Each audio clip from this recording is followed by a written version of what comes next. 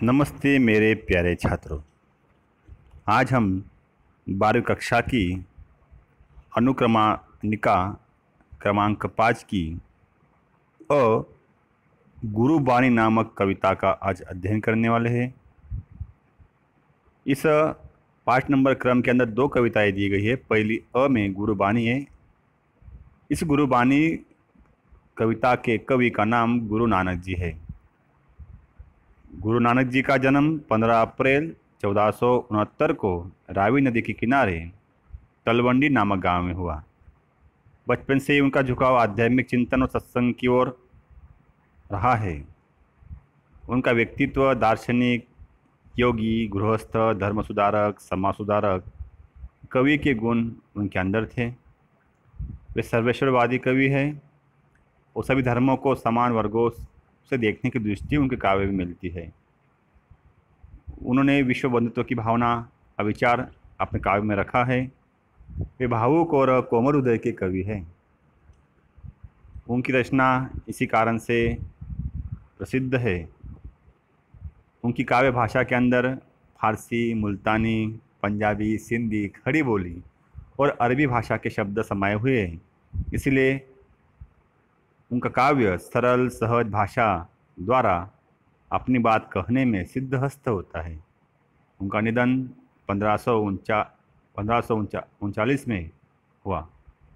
उनकी प्रमुख ग्रंथ कृतियाँ है और उसका नाम गुरु ग्रंथ साहिब इस नाम से प्रसिद्ध है।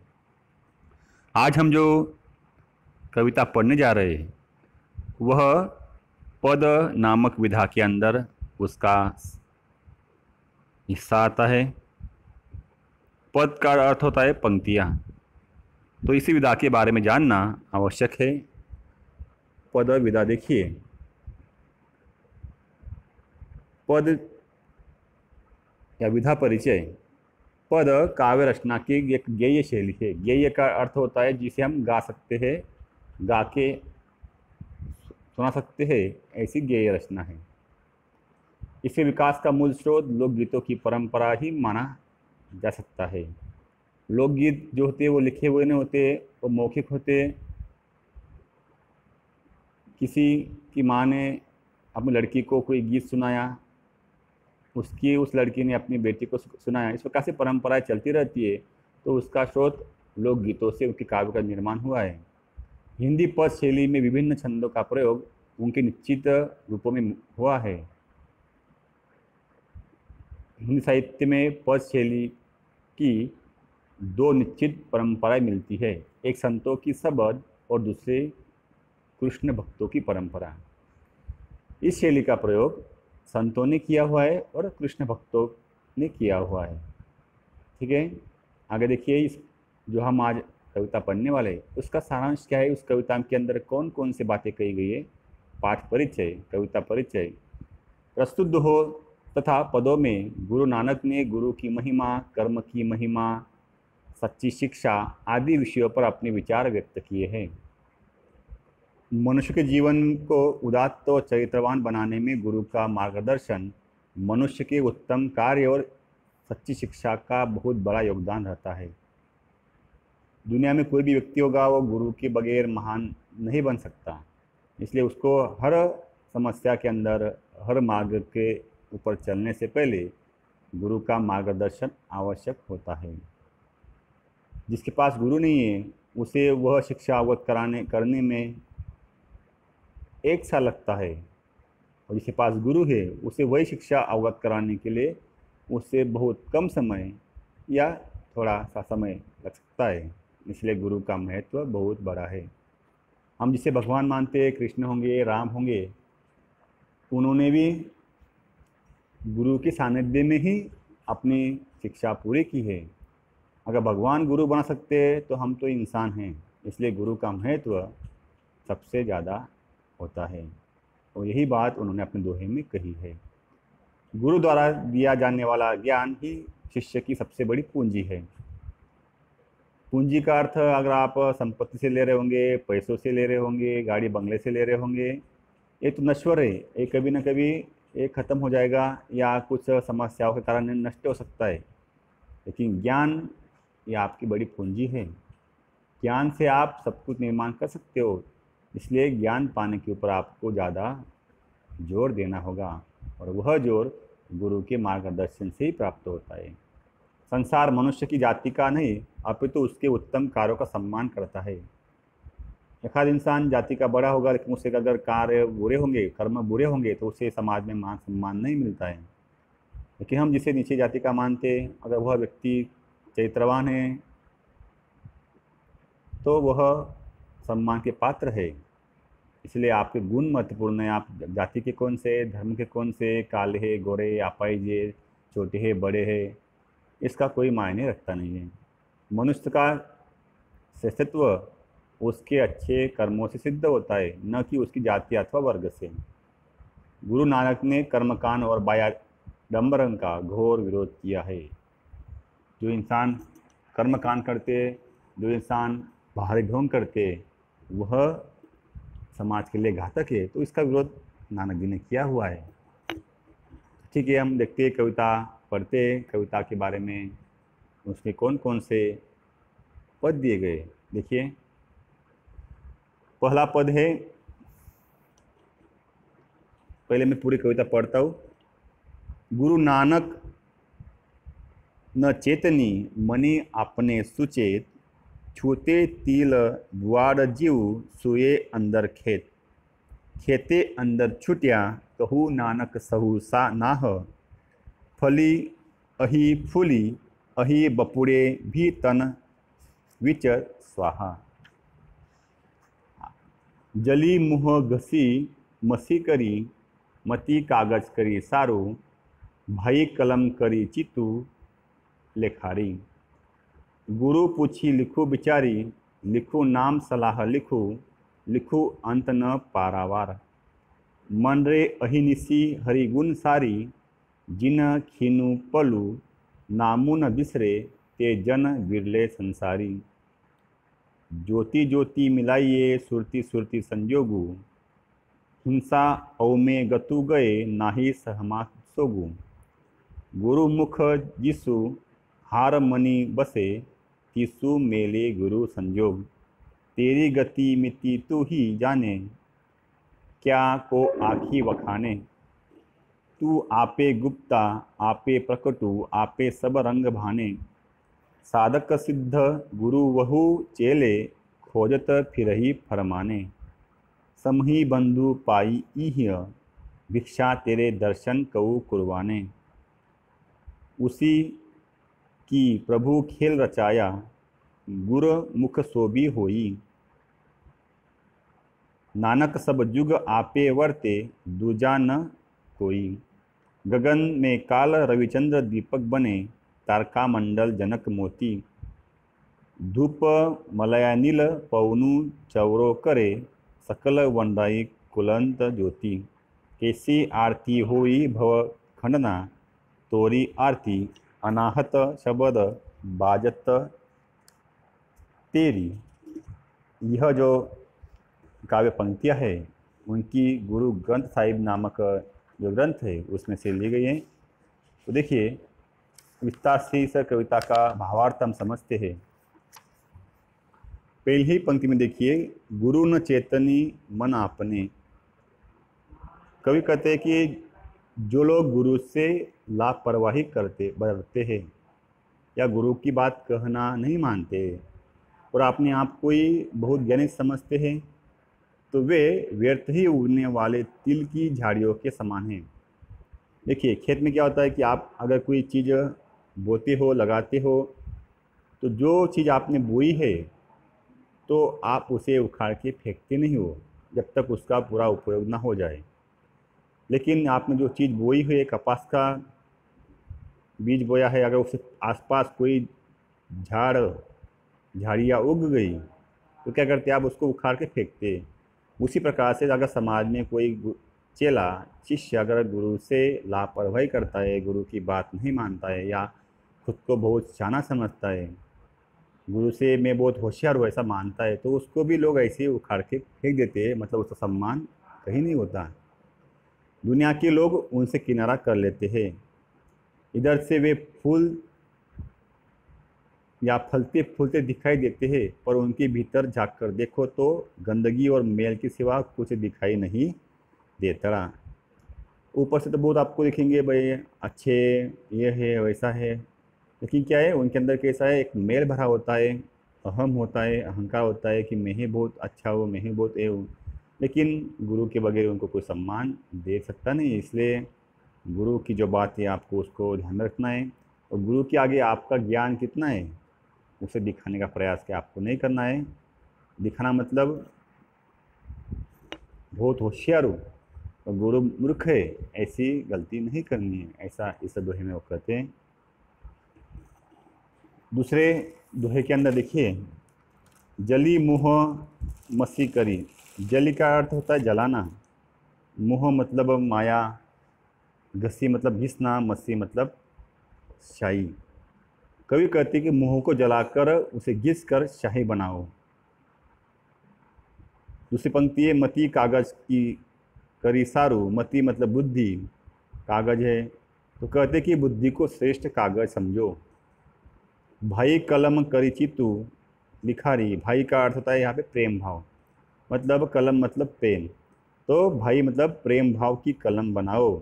चित्तू मतलब चित्त, आपका मन, मन को क्या बनाओ आप, लेखक बनाओ, लेखारी बनाओ। और ये जब आप सबने आपने कर लिया तो उसके बाद गुरु से पूछिए। गुरु पूछी लिखो बिचारी, कि गुरु से पूछिए, उनको पूछो कि गुरु से कि नाम की स्तुति, कि नाम की स्तुति मैं कैसे करूँ, क्या लिखूँ। और वह जो कहेंगे उसको, उस परमेश्वर का स्तुति गान कीजिए। और आखिर में ये भी लिखिए, लिखू नाम सालाह लिखू, लिखू अंत न पारवार, कि आप में जिस नाम को लिखा हुआ है यह भी लिखो कि उस प्रभु का ना कोई अंत है ना कोई सीमा है। तो इस प्रकार से उन्होंने अपने जो शरीर के अवयव है उसका भी उपयोग करने के लिए उन्होंने कहा हुआ है। क्योंकि आपका अगर इस मोह माया बुद्धि उसके ऊपर आपका अगर वश है तो आपका मन स्थिर है तो आप भक्ति में माये हो जाओगे। अगला देखिए, कड़वे में, मन रे अहिनिसी हरि गुण सारी। अहिनिसी मतलब दिन रात। हे मन, तू दिन रात भगवान के गुणों का स्मरण कर, जिसे एक क्षण के लिए भी नहीं भूलता। भक्त प्रहलाद होंगे, आपके सामने कितने कितने उदाहरण होंगे जो भक्ति के कारण इस भवसागर से तर गए। दुश्मनों ने उनका बाल भी बांका नहीं कर सके। फिर वो इंसान होंगे, राक्षस होंगे, तो भक्तों का कोई भी बुरा नहीं कर सकता, क्योंकि उसने भगवान का स्मरण किया हुआ है, दिन रात उससे गुण गाता है, तो उसका कभी बुरा नहीं हो सकता। संसार में ऐसे लोग विरले ही होते हैं, मतलब संसार में ऐसे ही कुछ लोग होते हैं जो कभी भी भगवान का नाम नहीं छोड़ते। ऐसे कुछ गिने चुने लोग, एक दो लोग ही होंगे। अपना ध्यान उसी में लगाओ और उसकी ज्योति में तुम भी प्रकाशित हो जाओ। जब तक तुम में अहंभाव है या मैं, मेरा, मेरी की भावना रहेगी, तब तक तुझे प्रभु के दर्शन नहीं हो सकते।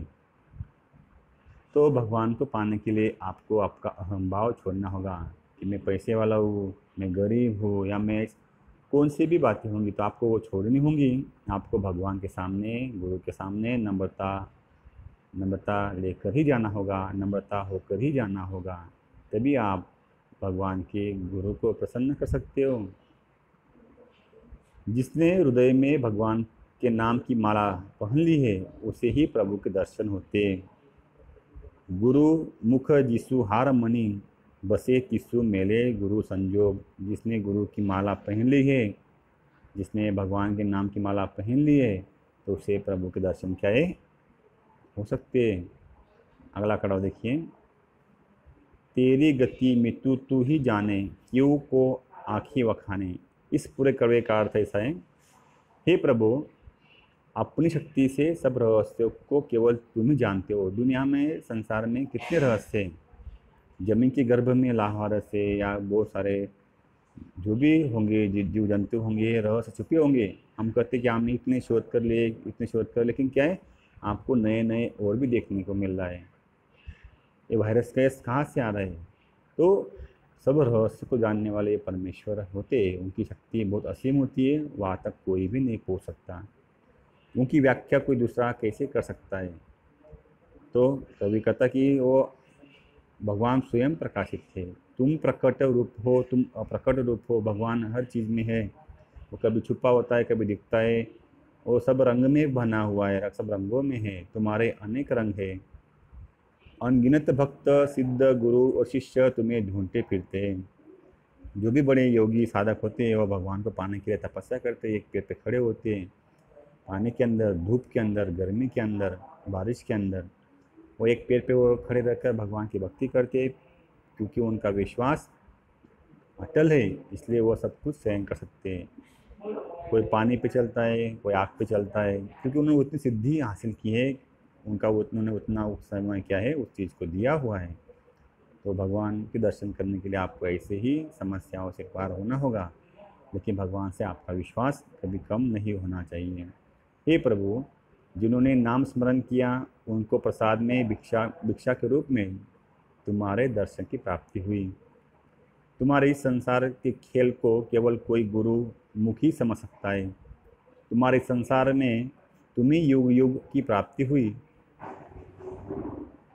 तुम्हारे संसार में तुम्हें युग युग में प्राप्ति होती है, विद्यमान रहते हो और कोई भी नहीं। कितनी पृथ्वी आई, कितनी चली गई, लेकिन परमेश्वर वही के वही है, विद्यमान है। उनके सामने ही सब घटनाएं घटती है।